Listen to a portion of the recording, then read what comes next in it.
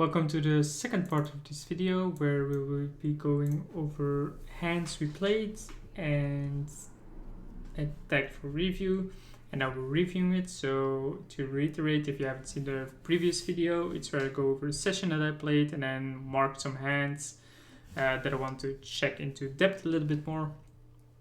Here we 3-bet against the cutoff and get called with pocket tens and we flop pretty well. We bet small on the flop and get raised, and then we decide to 3-bet and he folds. So this is our strategy. I have all these bet sizes just to have like some idea, like optimal strategies and so on, but don't go into the exact bet sizes all that often. Don't pay that much attention to it. What we're mainly seeing is that pocket tens, for example, is mainly betting. We're only checking it 26.8% of the time, so it is betting at a decent frequency. We went for one of these two smaller sizes, it's right in between. But as you can see, when our opponent raises, like pocket tens is 3-betting. Here as well, pocket tens is just getting it in. I think against bigger sizes as well, right? We just jam pocket tens. Yep. So pocket tens are just like these overpairs that our opponent shouldn't really have. Sure, it can win sometimes, but we just don't want him to realize his equity that easily. So yeah, seems well played. I think my thought process there was fine. We can move on to the next hand. The next hand is not this one. Is Queen Jack versus button. So we open button 3-bets as we call. Apparently this is low frequency, but against his sizing maybe it's a bit more. We are also a bit deeper. Flop comes this board and he bets small, we call. I think his small bet is fine. We call on this turn as well, and then river goes check. I think in general it's okay, maybe this is a bet, but we'll see. So basically we always check. He bets small, and as you can see, Queen Jack is mainly calling. It is folding sometimes and sometimes raising, which did surprise me a little bit.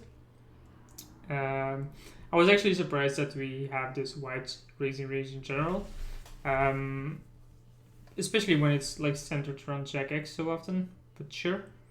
I think when we raise and our opponent then has to fold like his weak aces and a bunch of junk, maybe it isn't that bad. But he has to fold like ace queen, right? Seems not realistic. But then like queen jack might be good, because he doesn't really have that. Anyway, he bets, we called. Turn was a queen, so it goes check. He bets again, and you can see that queen jack is just an easy call. And then on a jack, we check. We don't have a leading range apparently. And he should actually bet the hand he had. He had ace queen with queen of diamonds. It prefers like the queen of diamonds, I guess, because it blocks like jack x with diamond as main combo, which then makes me wonder why. Oh, because those are suited. Never mind. Yeah, as you can see, ace queen where it blocks like jack x, like queen jack. It should be betting, but he didn't. So sure, I think we played it well. Maybe if our opponent's range is a bit tighter, we should be a bit tighter, but I think this is somewhat realistic of people who play regular and are like 3-bet or fold very often. So I think this is fine. Then onto the third hand, which is where we have ace king versus a button. So this was the hand. Button opens, we 3-bet the big blind, he calls. Flop we go check call against a small sizing. Turn is a pretty bad card. He bets and we fold. So as you can see, we actually are checking ace king suited a decent amount. The reason we're still betting so often is just because we have a decent equity advantage overall. I think if we show this in a graph, I'm not sure. Yeah, I don't know how to do this without Flopzilla. I'm not willing to put it up. But yeah, so we checked, he bet small, which seems standard, and obviously ace king then at that point is a call. On the 10 we check. He bets, And then ace king suited is just a fold. Ace king of diamonds is a raise because, you know, it makes it nuts. But the other ones are just clear folds. With a diamond blocker, we have like a call or a raise. But without a diamond, like it's an easy fold. Seems fine and well played then. And then we have pocket nines, where again we 3-bet big blind versus button. We c-bet small and then we go half pot on the turn, and I want to see whether or not river is basically a value jam, which is what I was wondering about. And then when we check if this should be a bet, right? Because that's also something that's really weird.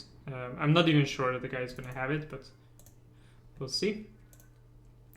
So we bet small. It doesn't really matter which one of the two I will do, but I'll take this one. You can see that nines is betting quite often, and it doesn't really have a preference for a specific size. I think like half pot is generally better, so I think like choosing this small size is actually not that great for me. I should probably have gone bigger, but I went with the small size and we got a call, and then it's a 5. You can see we are not really betting that often, but like nines is preferring a bit. General rule is when we have these low pockets, they want to bet more often. So I think nines, sure, we're fine with a bet. Then we get a call, and on the 4, actually nines is, well, it is just betting 100%. But when we would check, like if he has 10-8, he shouldn't actually have it anymore. So, but we can compare it with something like 8-9, for example.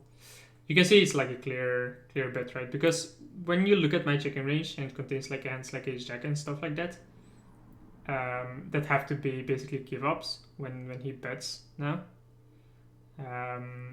When I check and he checks these type of hands behind, he's just allowing me to shake these down and then get the showdown.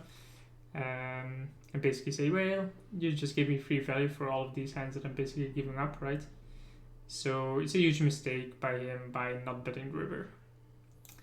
So I think my initial analysis was somewhat spot on. Not really that many mistakes in those hands that I looked at, and I hope you now have a better understanding of how to look at sessions and how to review your hands.